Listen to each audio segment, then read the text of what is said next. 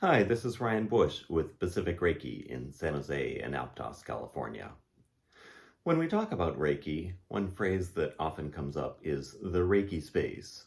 For example, when teaching people how to practice Reiki, we might say that they need to be in the Reiki space, but it's not always easy to explain what the Reiki space really means, because when we're in the Reiki space, it can be a very wordless kind of experience that's beyond our ordinary mind, and therefore can be very difficult to put into words what exactly is happening in that state.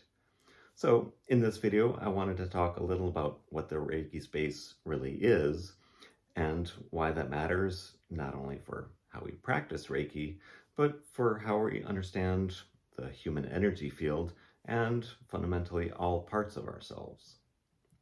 So first of all, it's worth talking about how we go about getting into the Reiki space.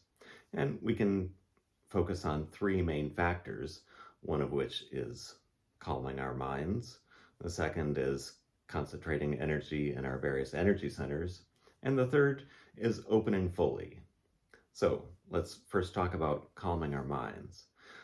This is important not only so that we can focus effectively and not get distracted while we're trying to practice Reiki, it's also important because we can let our energy flow far more effectively when our minds are calm.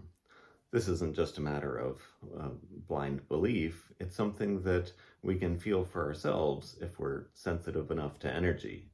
For example, if we put our palms close to each other and concentrate our energy, which we learn to do in the process of Reiki classes and so forth. I'm just trying to say it's a little more complicated than just putting our hands together.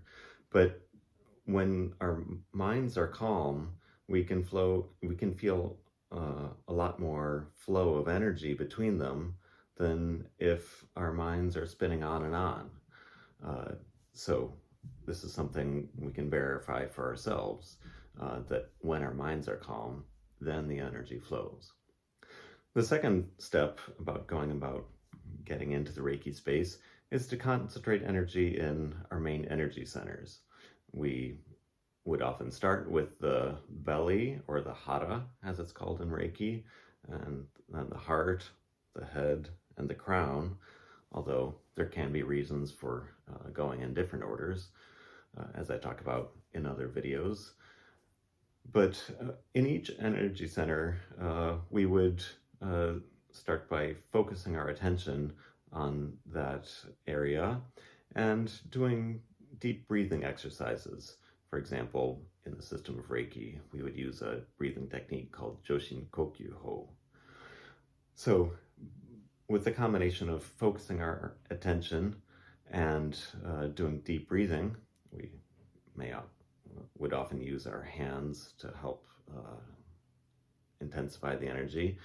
We're basically helping to concentrate energy in each of these centers and helping each of them come more fully alive. It can feel like lighting a candle in one energy center and then sharing the energy from that lit candle to the next center, so that basically once we go through all the main energy centers, then all these candles would be lit.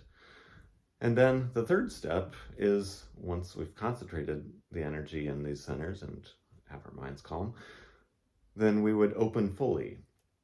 And that can feel a lot like going from a tense state of constriction and contraction into a state of complete openness and freedom. It's worth talking a little about what the contractive kinds of states are versus the expansive ones. Anytime we're feeling heavy emotions like fear or stress, anxiety, those kinds of things, as well as anger, sadness, jealousy, and greed, all these kinds of emotions have some degree of contraction to them. And even if it's just a tiny, tiny amount of stress that we're feeling, that can make it more difficult to enter the Reiki space. On the other hand, expansive emotions like love, joy, happiness, compassion, freedom, all these kinds of feelings are light and expansive. So if we are trying to enter the Reiki space, it's important that we open fully, not just in how our mind is and that our body is fully relaxed and not tense. It's also important that our emotions are as open and as expansive as all other parts of ourselves are. So there can be a few other factors that can affect whether we're in the Reiki space or not. For example, if we're having a lot of pain or tension in various parts of our body, that can make it more difficult to enter the Reiki space.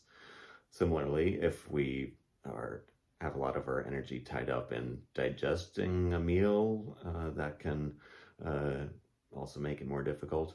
Basically, anything that is tying up our energy in some kinds of processes, whether it's parts of our body, mind, emotion, any part of ourselves that is using up a lot of energy, can make it more difficult to enter the Reiki space. So once we have calmed our minds fully, concentrated energy in the various energy centers, and opened fully, then we would basically be in the Reiki space. And as I mentioned at the beginning of the video, that feels fundamentally different from our ordinary way of being. So if we've tried to do these steps and we still feel the exact same way as we do in our daily lives, then we aren't really as fully in the Reiki space as we can be. But as we're learning to practice Reiki, we just have to do the best job that we can. And if we aren't sure if we're, quote unquote, doing it right, we can always learn more from working with various teachers or learning from various resources out there. But once we are fully in that state, it will feel a lot different from our ordinary way of being. But everyone has their own kind of experience, and we just have to keep with the process. And over the course of months and years, we'll get better and better at entering the Reiki space. So it's also worth mentioning that there are a lot of works of art out there that might show this kind of glow or radiance around figures.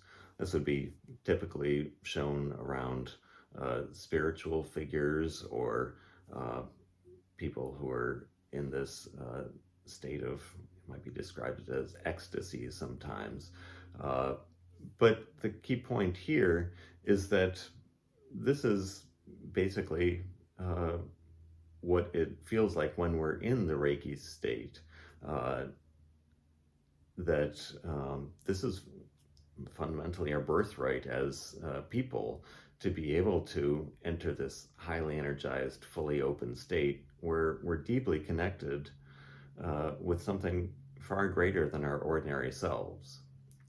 In the system of Reiki, we often talk about what we're connecting with is, we sometimes might call it the source, sometimes we might talk about the great bright light. But what's in common there is that we're using energy not only from our own individual self, we're drawing energy from everything around us, not just from the physical world and our surroundings.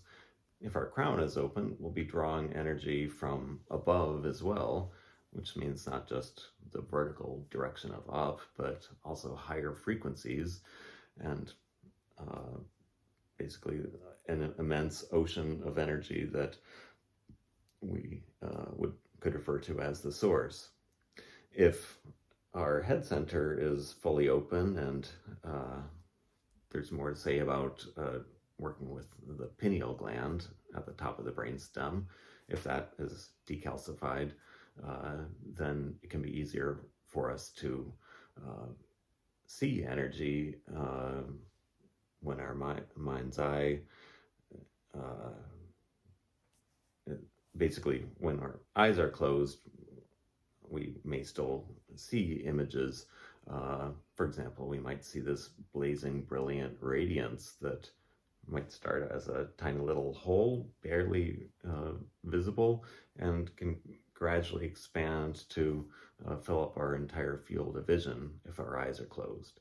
And that's why we talk about the great bright light, because when we're in the Reiki space, we may see or at least feel this blazing, beautiful radiance. So when we have entered that highly energized, fully open state of the Reiki space, then basically our energy will be overflowing out of us, especially if we are trying to share energy with someone else, whether it's a Reiki client, a friend, a loved one, a pet, whoever. When our energy is flowing out of us, that energy has to be replaced from somewhere, and basically we're setting up a current that will draw energy from around us and from the source, and energy would then flow through us and out of us. We could call that an induction current, but the key point is it's just helping energy flow, not from our own personal selves, but flowing through us. So that is, basically a brief overview of the Reiki space and how we can enter that fully open, highly energized state. So our cup overflows, as the saying would be. And then we can share that energy to help others to the fullest extent possible. If anyone has any thoughts or questions, please let me know. Peace, love, and blessings.